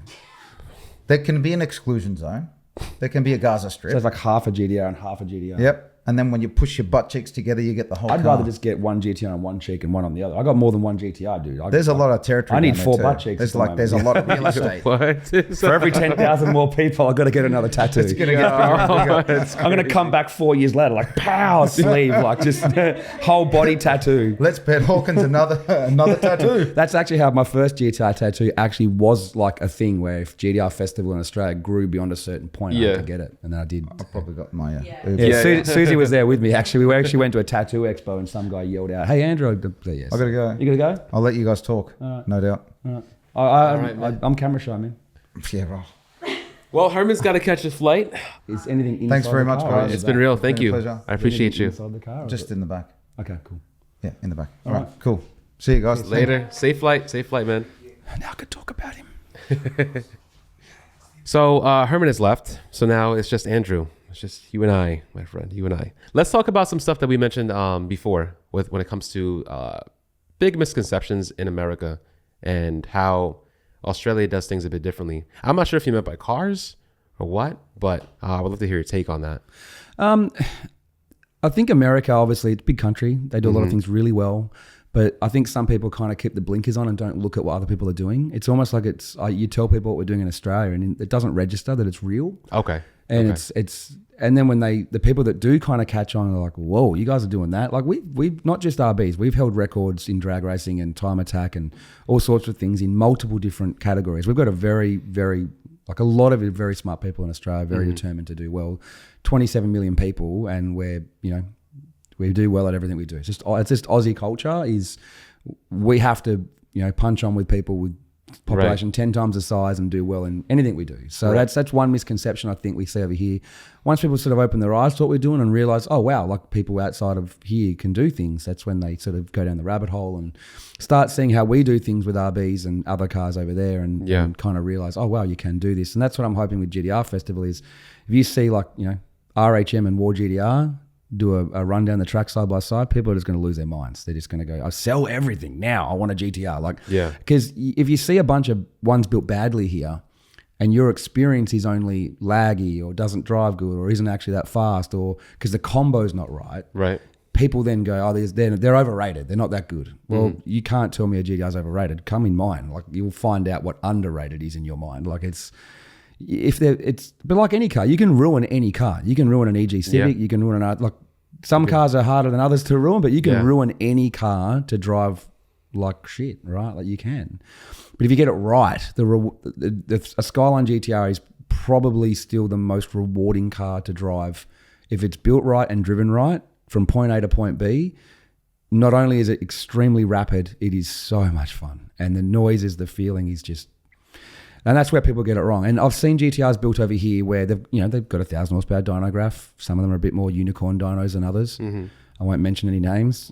But then they have a stock gearbox or it's got a turbo that's wrong size for that engine because they don't know how to size a turbo for an RB because you don't size a turbo for an RB the same way you size it for a lower revving engine. They're very different. RBs have so much exhaust gas at 9,000 RPM. You need a much bigger turbine housing than you think. So all the turbos you see in Australia, the compressor is smaller than the exhaust. Okay. So like I use a G45 1500. Now a G42 1450 is a terrible turbo on an RB. Great turbo on 4G, Barra, etc. But on a 26, because the compressor is so much bigger than the exhaust, that the exhaust runs out of flow before the compressor. But then you put a G45 1500 on, exhaust side is bigger. It's like a 7681, right? And brilliant, amazing turbo. Like it's just a gun turbo. Everyone who goes in my car loses their mind. And 7685, 6870, 8385. You always see the exhaust side is bigger than the front. It doesn't matter so much on like a G35 frame turbo, and it's less of a problem on say a 26 versus a 3.2 because as capacity goes up, that problem gets worse because people don't understand this concept that if you have a 2.6 and a 3.2 and the same turbo, when you switch them, the boost pressure goes down on the 3.2 for the same amount of airflow, but the back pressure ain't going to change because everything in the exhaust side is the same, right? So now you've got less boost pressure but the same back pressure, so your ratio of boost pressure to back pressure now changes and changes the efficiency of the engine. So when I went from 2.6 to 3.2, the engine actually wasn't capable of more power. It actually lost power potential. Right. But it was more drivable more torque, more bottom end, etc. So turbo sizing is probably a big thing they get wrong in the US. And the other thing they get wrong is the tuning side of it with laboring the engine, trying to have too much boost and torque down low, not trying to get the power curve right. If they hit too hard, they don't drive as good. They don't put the power down as good. You want to smooth the power curve out, get the timing, get the boost out of that sort of bottom end. Stop trying to make it a modern engine because it's not. It's old. So they're two things I think are done really wrong here. And just, we've done videos on how to control the oiling system and people carry on that it's too hard. I'm like, just follow the recipe. It's fine. And, you know, I've helped Adam LZ build his car. I consulted with him and sort of like, you know, talk about the package and helped out. TRC, myself and Herman have liaised with Javier and sort of like things to do to finesse it. We, me and Rob Arbolino built Mickey from Throttle's R32 GTR for that Bang & Gears TV show. Built it in 3 weeks. And it went out. We rocked up to Bang & Gears. Lee Bird was there. He'll tell you, we just ran out, bam, like just like a car was out of the box, like just base setting. My base setting in the car, the thing was fast. When that show comes out, people are just going to 3-week build, and it was like, you know, a 10-second circuit car, like out of the box. So that's crazy. Yeah, so it's I like to help people over here learn about these misconceptions and start getting them right. And yeah, just there's heaps to learn on our channel. Sometimes I feel like I need to have a separate channel with chronological order. Yeah, no, there's so much information. You can find everything on there. Yeah, if you type it in, it'll come up. I'm going to do some more tech videos this year where I kind of redo some of the stuff from 5 or 6 years ago, simplify it, have more stuff with modern technology so people can kind of go and break it down into categories. Like, how do I choose a turbo for my RB26? What oil should I use? I've already done. You know, how do I choose the right transmission? Like, I want to kind of, every question you see a RB owner, Skyline owner have on the net, I want to create a tech video for that, because it's a hell of a lot easier to reply with, watch this, instead of, you know, writing out a big thing. So I am getting there. It's time. Like, you know, YouTube doesn't pay as much as people think. So creating the time and I guess the funding to kind of then make all those tech videos, I'm getting there. I've got a lot going on. So yeah, that's my goal. I want to make it so every GTR in the world can use what we do as a resource to learn and build a better car. And my favorite interaction with people that I've noticed is, we haven't got the world's biggest subscriber base by any means. We're not vloggers. We're not doing stupid, silly viral things and stuff like that. But all of our interactions are, hey man, nice to meet you. I watch all your videos. Thanks for helping me learn about the car. Right. Thank you for your help. And to me, that's, look, don't get me wrong. I guess the money of millions of subscribers would probably be nice, but I don't want people to come up and to say, yo, you're famous. Can I get a photo? And that's it. They just want the photo to show someone else. Look, I got a photo with someone famous. I would rather like that. And that means I meet a lot of GTR owners. I've got 100 new friends this weekend, probably 200. And most of them are surprised. They're like, oh, you don't actually care that you're on YouTube. You just want to hang out with GTR people. I'm like, yeah, man, that's all I want to do. Right. So yeah, that's what we're trying to do. We're trying to help everyone over here, help them learn and build better cars. And yeah, that's hopefully what we can do. Do you guys have any like recommendations for standalones? I always say whatever your tuner uses. So like, for example, I've worked with Haltech for a long time. And you know, I've gone from, I had like E11 back in the day. Like, I've had the Platinum Pro plug-in, I've had the 2500, now the Nexus is going into mine. Fantastic. And Nexus is going into yours? Yeah, right now. My 32 is having a big changeover. I want to be able to control the forward drive through the ECU. I wanted to rewire the whole car. Nexus has a PDM built-in keypad. So my wiring guy can put everything through the Nexus, not have like a body loom and an engine loom and a something else loom and whatever. I mean, and look, let's face it, that's as much as I love a lot of brands, like most people consider Motive the top dog, right? Yeah. But I've done stuff with M-Tron, amazing product, has some totally different torque modeling capabilities in there. Link ECU's done some fantastic stuff with GTRs. You know, they got, you know, some very, very fast cars in Australia running Link as well. So if you want to say, what have I seen in all the quick GTRs the most? I would have to say that it's probably Haltech, Link, M-Tron, and Motive are probably like the main ones you see the most. And then working with the GTR community, I see them. Which one do you use? Ask your tuner, because if he can't tune it, what's the point? Right.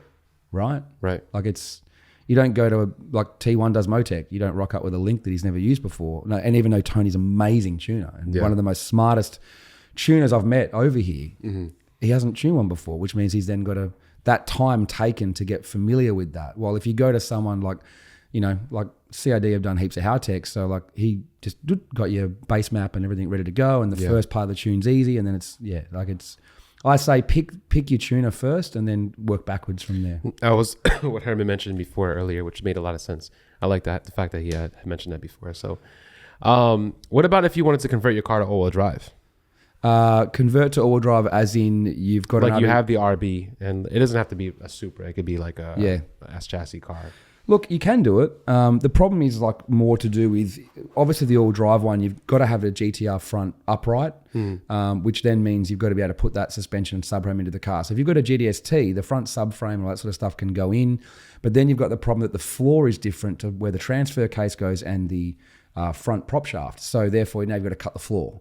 I remember Full Race did a conversion kit to turn S14 Silvias into all-wheel drive GTRs, which I almost wanted to do to my S14 Silvia at one point before I had a GTR. Yeah. So it can be done, but is it worth the headache? Look, I know a guy that's doing a 34 GTT right now, and I talked to him on the weekend. He's got to cut the floor and had to buy rear subframes and front subframes, and like, it's a bit of work, but then you've got to get the all-drive system to work. Now, you can, if you want to get the factory system working, it's a bit of a nightmare. Yeah. But if you just buy like a Full Race ETS Pro or have a Nexus controlling it, then it's easy. Right. I mean, that just gets rid of so much grief because the full drive system in the GTR, it's an awesome system, but as it gets old, if something fails in that system, it can be a nightmare to diagnose and fix it and sort of get it right. But if you have a Nexus, a Motec, or an ETS Pro standalone four drive controller, it's just a lot easier to get it right. And you'd have to run a get rag transmission if you wanted to do a... No, you can do the 5-speed. You can do the 5-speed. 5-speed or get drag. I love the get drag, but it's so expensive. Probably because of me. So? I gave away one of the biggest secrets ever, and I always tell this story. The Mines, everyone watches the Mines GTR video. Right. They're back in the day with, option video, and they're driving around this tiny little track, and everyone's freaking out how fast it is. And if you actually watch that video and you cover the tacho and the speedo and turn the volume off and watch it, and you know cars well, and I feel like it's fast, like it's 500-600 horsepower, but they're carrying on like it's got 1,000. And you watch it and you go, the actual rate of acceleration with the road moving is not out of the ordinary. Yeah. So why does it look so mental? Well, it's because it's got a shorter diff ratio.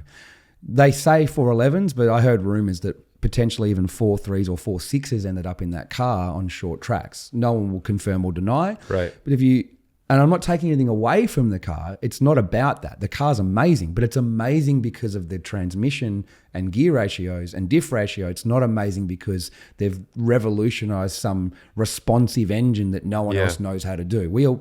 We can build an engine more responsive than that Mines car from 20 years ago. There's heaps of modern technology, but if you don't match it to the 6-speed with short diff ratios, it won't look that crazy. So when I did the 6-speed swap to mine, I tried to reference that a lot to make people go, hey, check this out. Like, this is how this car worked. And it's not an insult to the Mines car.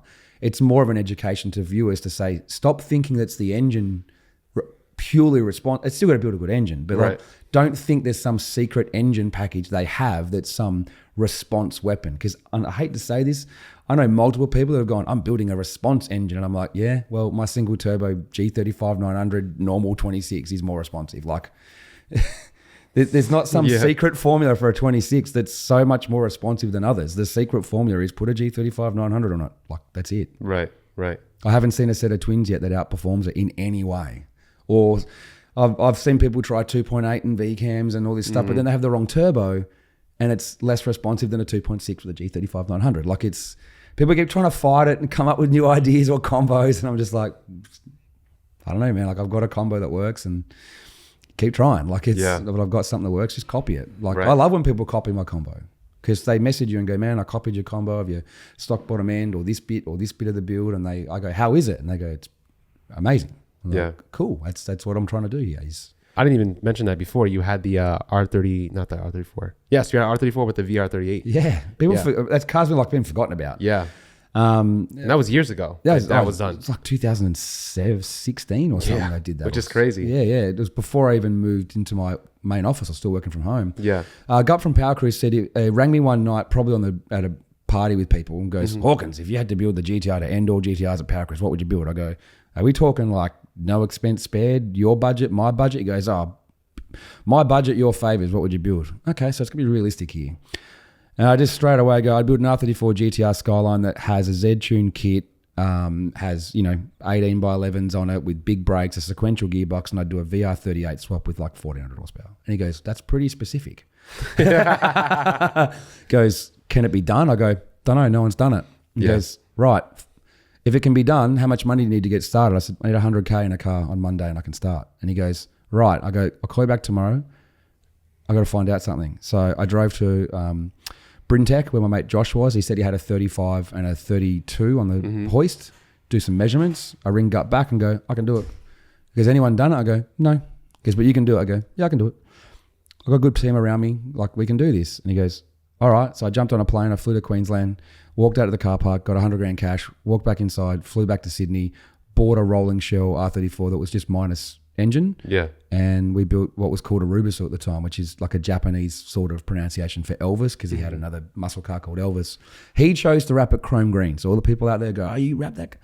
That was his choice. He just wanted a color that pissed everyone off. Yeah. He wanted exhaust out the side, screamer out the bonnet. And yeah, we did a VR38 swap. So it essentially was an engine swap, not a drivetrain swap. So we didn't put the GR6 in it and all that stuff. It had a Albin sequential, but the bell housing was to suit VR38. And then the biggest piece of the puzzle was like, how do we get the front diff ratio to match the back? And luckily Albin said, you wouldn't believe this. We made a 411 diff ratio for Team America time attack team years ago. Do you want? We've got one. I went, bullshit.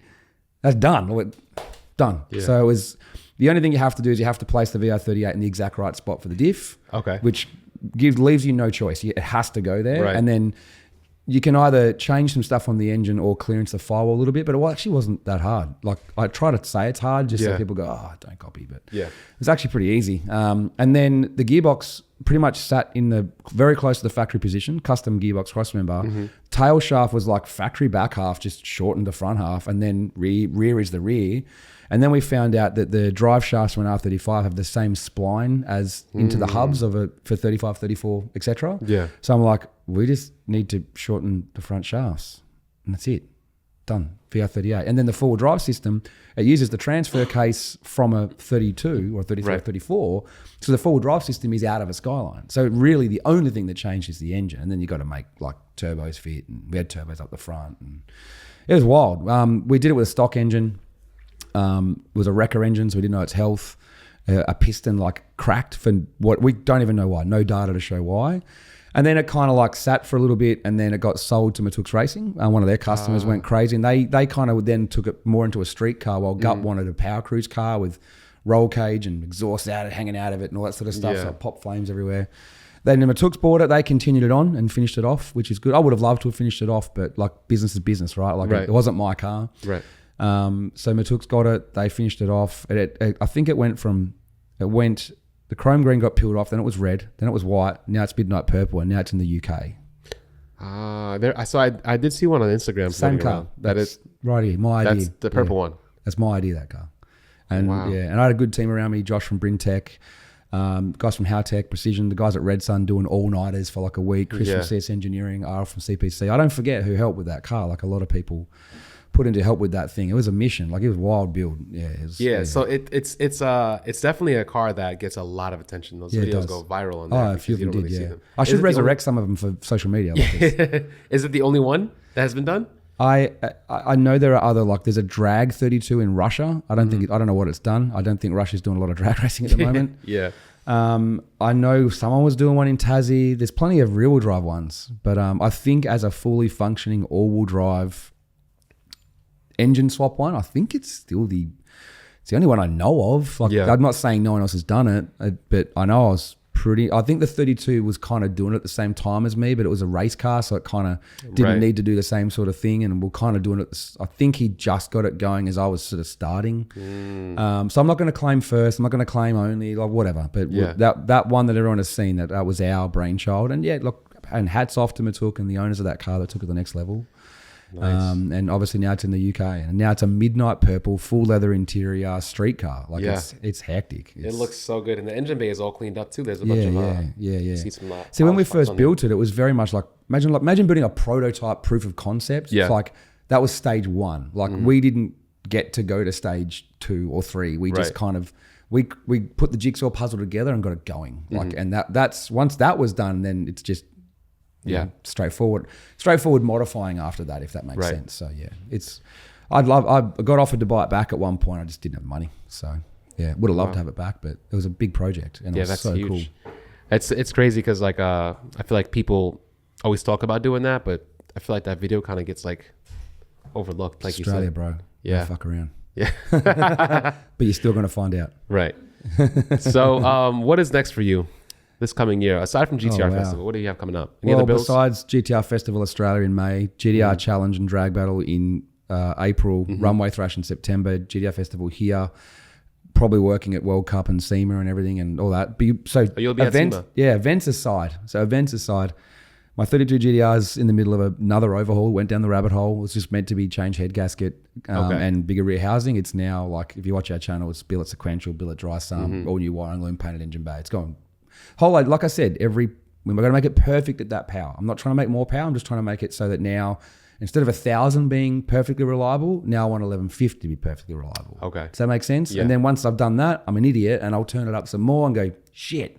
Right. Break something and then go, okay, now I'm going to make that reliable. So I've got a Group A tribute car I'm in the middle of building. It's going to get the old sequential. I've got all the parts for it. I just need some time. My Time Attack Tide Jet 200 is going to go back to old Time Attack, try and go in the 28s, which is mind-blowing for that car. I'm going to sell my Z when I get back, and I've probably released this by accident in a couple of places, but I've got a 35 GTR on the way, thanks to cars from Japan. Oh, really? So yeah, my American 35 brothers, I'm one of you now.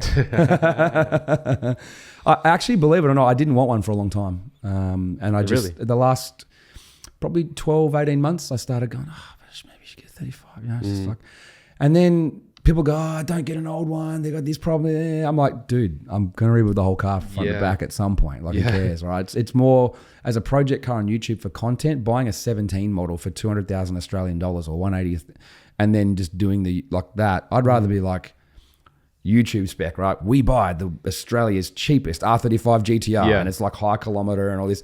So I like buying ones that, if it's, why spend another 100K when I can use that 100K or less to essentially rebuild it myself. So we're going to get an R35 GTR. We're going to go through the same steps. When's it arriving? I don't know. I don't think you'll see it till after GTR Festival, to be honest, just because even if it does arrive before then and I make it work, I'm just not going to have time to touch it. Right. So the gold car, everyone harasses me. Project No Secrets. When's that happening? Blah, blah, blah, blah, blah. And you know what? Thank you. Thanks for, I'm glad people support it and appreciate it. So I'm not upset I'm getting harassed. It's probably a good thing. But the easiest thing to say is, between building the 32 Jet 200, the Group A car, and then potentially a 35, people go, why don't you just do the gold one first? I'm like, the other cars already have everything. Like, they're not from scratch. Well, the gold car's a roller, but it's like there's no engine, no box, no interior, no wiring, no brake light, like nothing. And the most expensive thing is engine and box. Now, am I waiting for Herman's blocks and head? Probably. Yeah. Do I want to try and get 8 HP like auto style boxes? You know, yeah.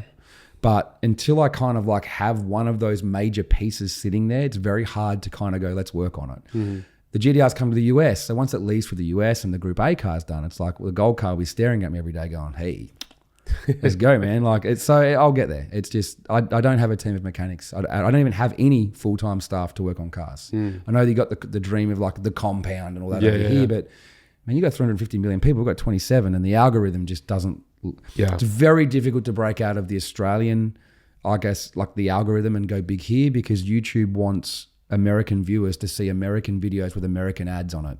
Right. American advertisers don't want their ads played on some dude with a weird accent. Like, no, yeah, you're right. Yeah, it's true. So like, we're fighting that, but we do a lot more than YouTube. We've got a corporate production company. We've got events. Like, we do a lot. So it's kind of, it all works together, and I don't care. I love what I do, so it doesn't really worry me sitting there dreaming of what anyone else has got. Don't care. So how do you guys fund these builds? Maybe between you and Herman. Obviously he's Pocket. My project cars, honestly, I reckon out of every project car we've done, maybe like some have been paid. Like Spares Box sponsored a build off series, and you know, Uniclutch, we built a Supra with them. So like the ones where it's like we don't own the car, which aren't many, to be honest. We're still in charge of the build. I'd say 90% of it. There's usually some obligations. Outside of those, every other car we've ever done, I've personally bought it using like money from the corporate production side of things, because I want to do it. Right. I don't buy a project car because the fans demand it. And that's not because I wouldn't. It's just the YouTube money has to catch up, and then we'll do that. And it will. Like, it's getting there. It's not like, I'm not complaining about that. It's just business, right? Like, oh, why haven't you bought this? I'm like, because I've already got this. Like, it's, so there's been a lot of personal, I guess, investment into them. But the cars I want to keep, like my GTRs and my Silvia, I don't care. Like, whatever. How much are they worth? I don't know. Yeah. Like, what are they insured for? None of your business. Like it's what do they owe you? I don't know. Like, how do you really keep track when you're working with partners and right. constantly changing and sort of, you earn everything you get. Like there's not one part on that car I didn't earn. Like, and the development we do with some of our partners is invaluable to them and us. Like I hate the word influencer for some reason, but at the same time, we probably influence more people to use what they do because sponsored or not, if it goes on the car, it better work. And if it works, we're going to prove it. So that's what you want, right? Like it's, the more partners we have to provide us with stuff to test, the better it is for the viewer. That's how I look at it. Some people go, oh, but you got given that part. Of course it works. I'm like, dude, lap time don't lie, man. That's not always true, though. That's why I always show raw onboard laps. Yeah. Never an edited lap. We always, in our testing videos of the circuit, it's always show the whole lap.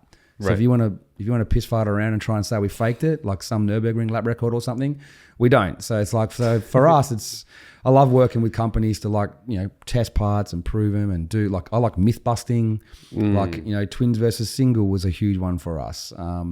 Like even things like how cold air intakes do and don't work. And we tested intercoolers on a GTR. We tested 6 throttle versus single throttle. Everyone argues about it. They argue. All right, and prove it. And we tested multiple 6 throttle manifolds as well. We tested Nismo versus stock versus Hypertune. We tested single throttle versus 6 throttle. Like people love that stuff because it's like they've heard everyone talk about, oh, you should definitely go single throttle on your GTR. I'm like, do you know why? Like, have you tested it? Do you know why? Do you actually know why? Or you decided to use it and you like your car, so therefore you're going to tell people it's the right choice. Most people who give you advice are giving you advice because they want to validate their decision. And that's normal. It's not a bad thing. It's like you think your car's awesome, so therefore your parts work, right? So but I say, you're biased already. I always say to people, have you tested 25 different turbos? No. Well, how do you know? Have you driven 200 different GTRs to know the difference? No. You've only driven yours. Well, how do you know?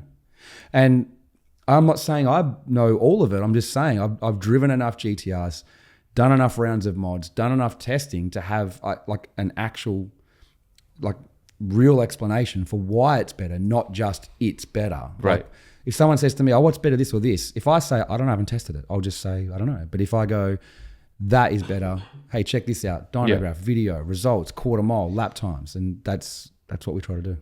So you mentioned single turbo versus twin turbo, right? So you did a video covering that. And is there a basic way for you to kind of explain your take on that? And Twins in the bin, single for the win. Okay. We have a sticker for that, by the way. You can buy it on our website. I don't hate twins. I'm going to use them on my Group A GTR. But and I don't mind the argument. It's funny. Like I have a bit of a laugh with it, right? But don't try and tell me that there are certain applications where twins work better. Your turbos don't know what the application is. They just receive exhaust gas and spin and then blow some air out, right? They don't know. They don't know you're doing circuit. They don't know you're driving on the street. There is no application where on a performance level, twins work better than a single when you're comparing low mount factory position twins. I don't want to say twins in general because there are other options, but if you're talking about low mount twins that sit in the factory position, I can put a single on that outperforms stock ones down low and makes more power up top than almost any twin you put on, unless you custom make like big billet wheels or whatever. And people go, oh, your test when you did that, there's newer technology now. I go, yeah, on both. The new technology on manifolds too. Like anyone that I've seen try to show me that oh, this single works better than those twins work better than single. I'm like, yeah, because you did the test wrong, and I got accused of doing the test wrong, but I know I didn't. We chose a turbo that had more airflow potential than the twins, but it was more responsive. And then people say, oh, but if it was bigger twins, it would match the power. I go, yeah, and be laggier. So the single won on both counts. It was more responsive and made more power and did it easier and cleans up the engine bay and has less heat soak. And so the performance is not only better on the power, it's better over time from less heat soak. Plus twins are a bitch to work on, man. They're not fun. Oh yeah. You got to have hands like you're 4 foot tall and you got to, we custom make and grind off little spanners and stuff to get to bits on the, I've had people go, stuff this, I'm dropping the engine out of the car, pull the turbos off. They are not fun, right? And you can't get under there, can't get anywhere. GTR engine bays are hectic. There's so much stuff in there until you build a car, a fully dedicated 8-second GTR with all the fruit. You can sort of get rid of a lot of stuff, right? Yeah. But twins versus single, like I said, twins have their place. Like if you want the engine bay to look stock, if you want it to be period correct, if you want to build a Group A tribute, if you just want that OEM plus look, there are plenty of cool, like believe it or not, HKS 2530s are still one of the best turbos ever for low mounts. They're awesome. They make heaps of power. HKS turbos? Yeah, old ones though. Like I'm talking like early 2000s. There is a place for them because so Tommy Effia uses a lot of HKS, like JDM actual, rare parts. And I feel like a lot of people, when they have RBs, especially in the States, they want to go big turbo or, Precision and Garrett. I don't want to say there isn't a place for it, but if you're going to put an RB in your car, you're going to probably want to put like a bigger turbo in it, So you should, man up, right? But there is a place for OEM Plus, and I've met Tommy Effia, and man, we've had some good arguments, like where like my followers, his followers argue, like, but we actually met at SEMA last year, and we get along great, like, and his personality is one of those ones where, like mine, you can be divided. Someone might watch this and go, man, that Andrew guy's a wanker. Someone else watches Tommy F and go, that guy's a prick. Like this, and that happens, right? That's fine. But you also get a lot of people that do follow you. And I guess as long as you've got enough people following you to do what you want to do, I guess that's what matters, right? Mm-hmm. Yeah. But we got along great, and he admits it. Like he goes, I build OEM plus style cars and restore cars. You guys over there are building 1200 horsepower, 8-second street cars. They're not anything alike. And he doesn't pretend that he can build what I build. I could probably build what he builds though. And that's the thing, like OEM plus, like that style of thing. But just as if you admit that what you're doing low mounts for is for that reason, don't try and tell me that it performs better than the single though, because you're wrong. Like it's just, I've got the data, I've got the proof, and you can get a dynograph that makes those low mounts look better than that single. But if you're doing the test, I guess, on an even playing field of like either power potential or response potential, the single will outperform the twins. I mean, maybe there's some combo that's like, hey, this combo versus this combo, it's better. But as an overall thing, like a blanket rule, a single will be a better setup on an RB. Plus, you got to remember, they love to rev. They're dopey things down low anyway. Like, get some gas flow into that rear housing and let it sing. That's what you want to do. Yeah. Like it's, you're not hurting response down low because it hasn't got any to begin with. So how do you wreck it? It's not there anyway. Yeah. So that's my thing. And I've driven plenty of cool cars with twin low mounts. Like when I had high flow dash 7s with the Getrag with 411, the car was mad. Like it was awesome. Yeah. But then I went single and it was just better. Like it wasn't bad before. It went from good to holy fuck, this is awesome.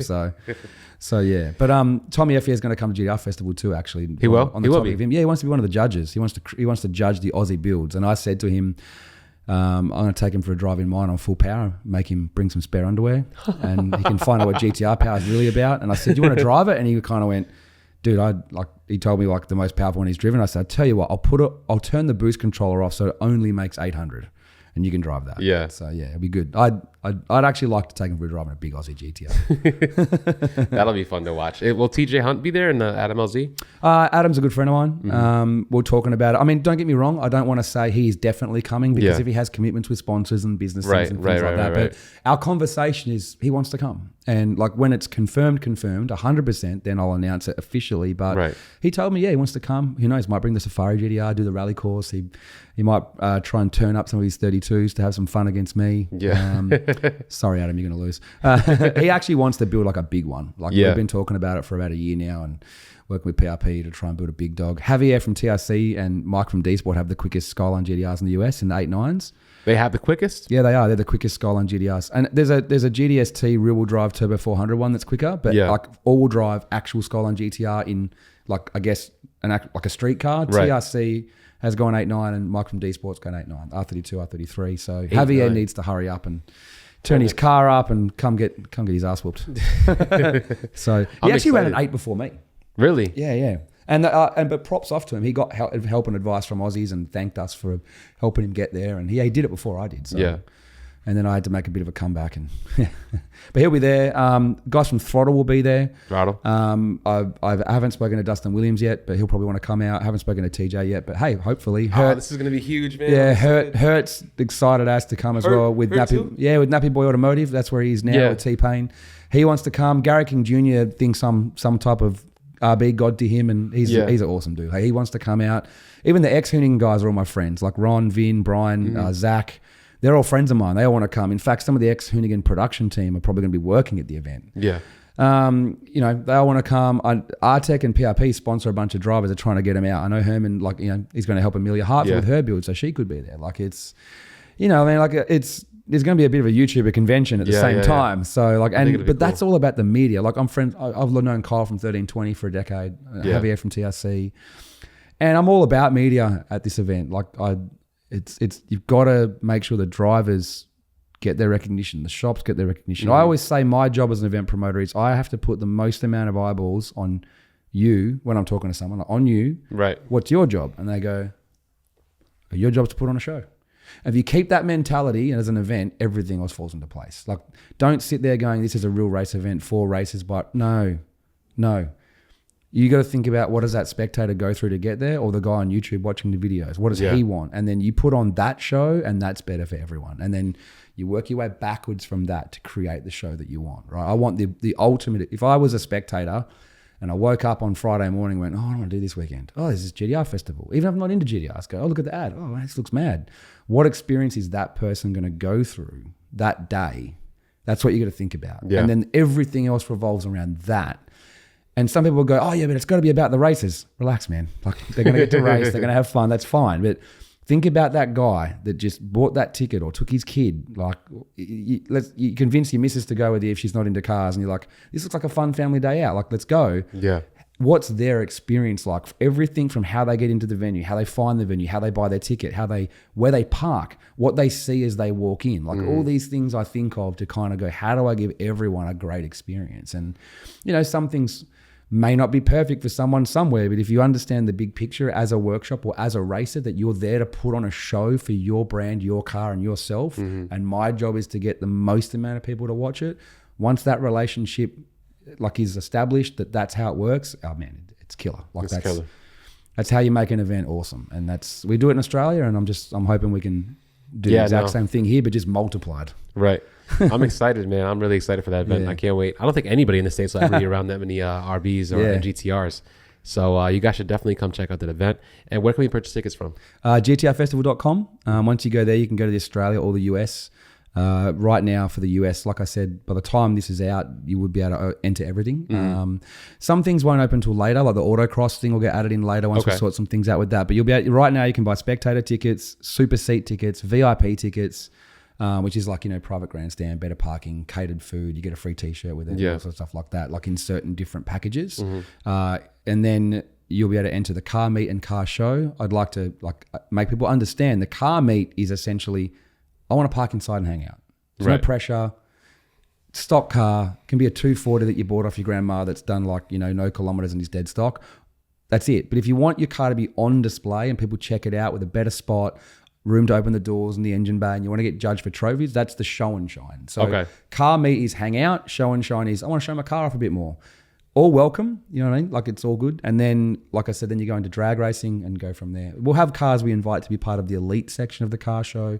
New builds can get unveiled. So if you've got a mad GTR you're building and you want to like have a crowd around it, pull the covers off and unveil the car, it's a big thing in Australia. If you want to do that, email us, just info@gtrfestival.com. My wife Susie's working really hard behind the scenes, building the website, marketing stuff, and taking care of that business side of it. My job is to make car people want to go. Her job is to make everyone want to go. That's kind of how we do it. So yeah, she's here now. We're going to go visit the track again this week while we're here and meet up with some people and finalize a couple little things. But man, I'm super excited. That's awesome. Yeah. Well, much success to you in your business. I'm excited for GTR Festival. You guys make sure you guys purchase tickets. And yeah, I'm pretty sure I'll see you in November. Hopefully I can see you before then. Hopefully we can kind of connect on the RB swap as well. And if I have any questions, I'm sure I could reach out. Of course, man, anytime. And we still have yet to party. Like you mentioned that Australians like to come party. To Australia. So, or just hang around one more night or whatever. But we definitely would love to go to Australia at some point. So if I ever am in Australia, we definitely will connect for sure. Awesome, man. Appreciate it. Tell the viewers where to find you if they don't know who you are. Yeah, so our YouTube channel is just Motive Video. All our Instagram, Facebook, same deal, just Motive Video. That's all of that side of things. And obviously for GTR Festival, it's just GTRfestival.com, Instagram and Facebook to match as well. So keep it straightforward. I always say name an event what it is. It's a festival, it's GTRs. So make sure you guys like, share, comment, and subscribe. Make sure you guys are listening on all streaming platforms. We'll catch you guys on the next one. Peace.